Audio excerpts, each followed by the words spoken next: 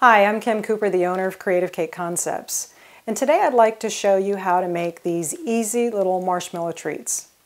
Before we get started, I'd like to talk about the products that you need and the supplies you're going to have in order to put these together.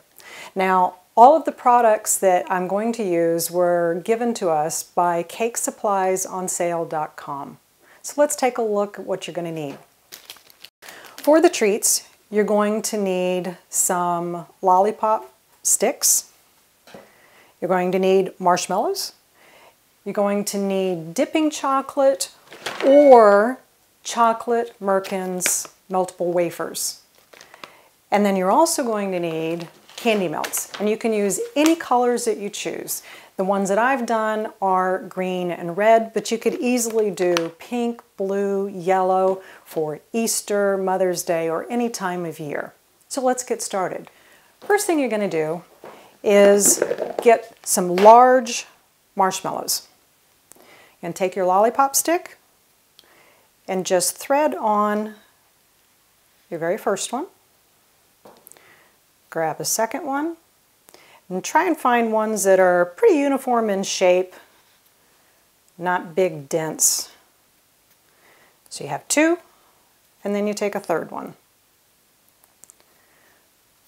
Once you have your 3 marshmallows, you're ready to dip. It's really that simple.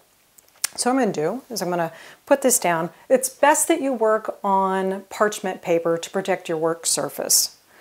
So I already have here some melted dipping chocolate.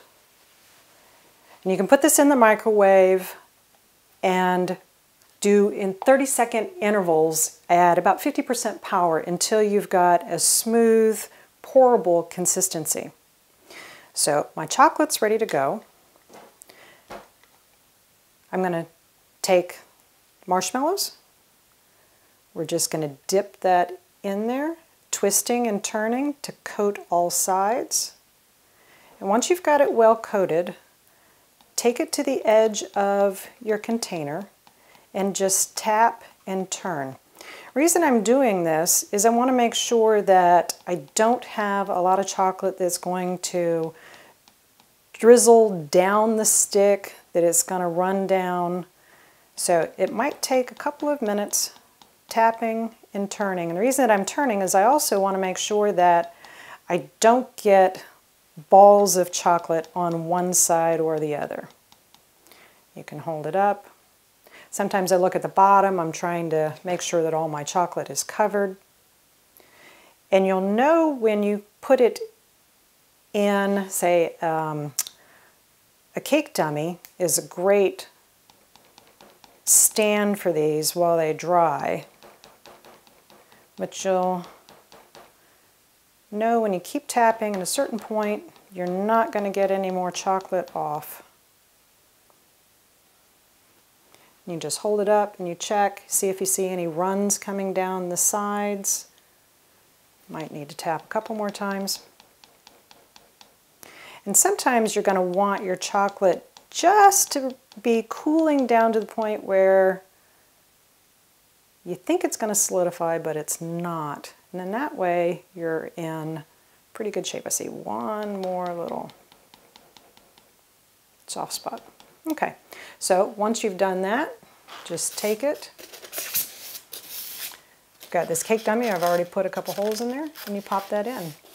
And after they dry, you're going to see you've got a nice chocolate coating on your marshmallows.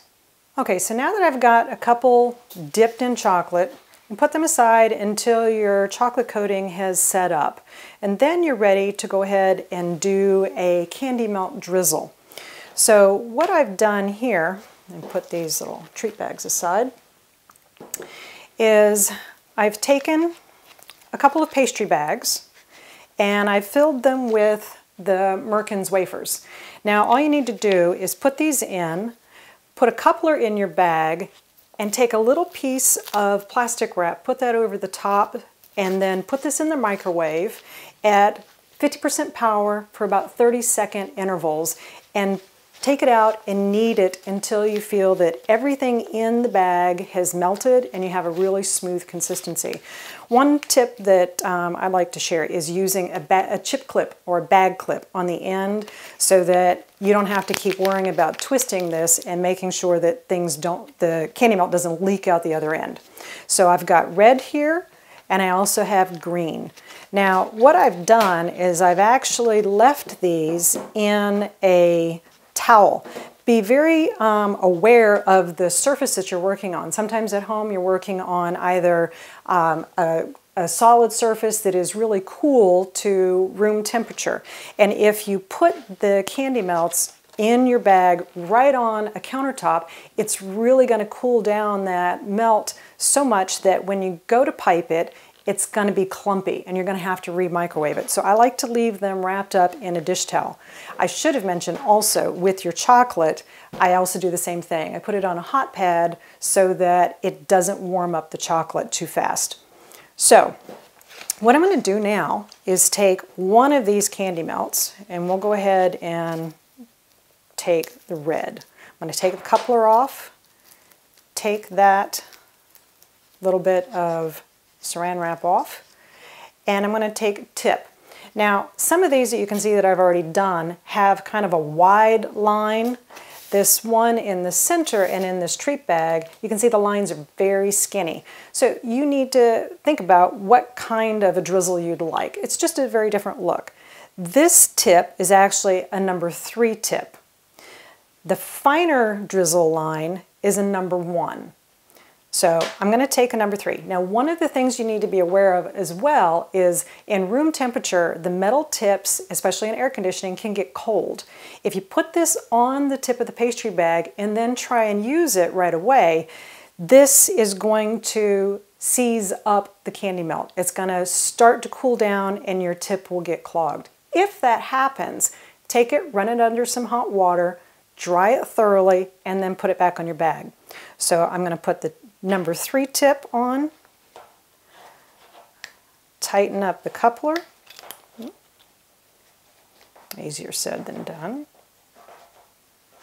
Okay, and again, working over a parchment so that it's easier for cleanup. I'm going to go ahead and take one of these that doesn't have anything on it. Just tilt this up and you're going to spin the marshmallow as you very carefully put some pressure on the pastry bag. And you just spin and you put lines and you can go back and forth until you have as much or as little as you want. See, right there I'm getting a little bit of a clog, and that could be a piece of candy melt that wasn't completely melted in the bag. Okay, so that's the red.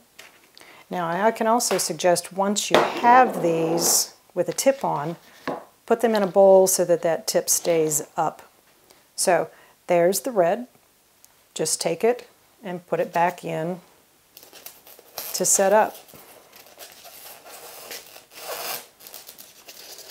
So you can take one that already has the green, come back in, and add the red. Actually, before doing that, let's go ahead and switch to the other number 1 tip so that you can see how fine of a drizzle you'll get out of that. And you are going to want paper towels around so you can wipe the nozzle and any drips you get on anything else.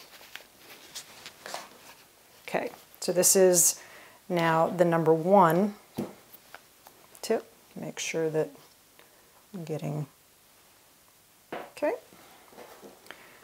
And let's add some very fine lines. You can see that it almost comes out like a hairline.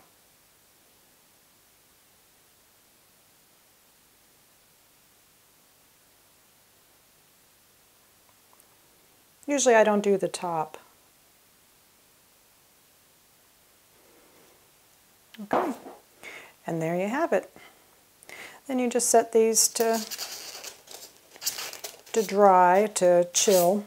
And you can leave some just one color. You can do multicolors. I'm sure you could do more than 2 colors. So at this point, once you have your treats, all you need to do, take a treat bag,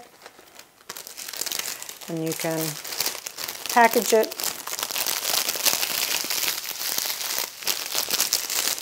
Use a little twist tie.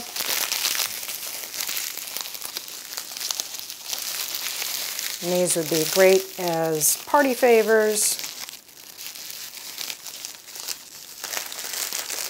Go along with birthday cake, cupcakes, what have you. So it's as simple as that. So I hope you have enjoyed this tutorial. Again, you can find all the supplies at cakesuppliesonsale.com.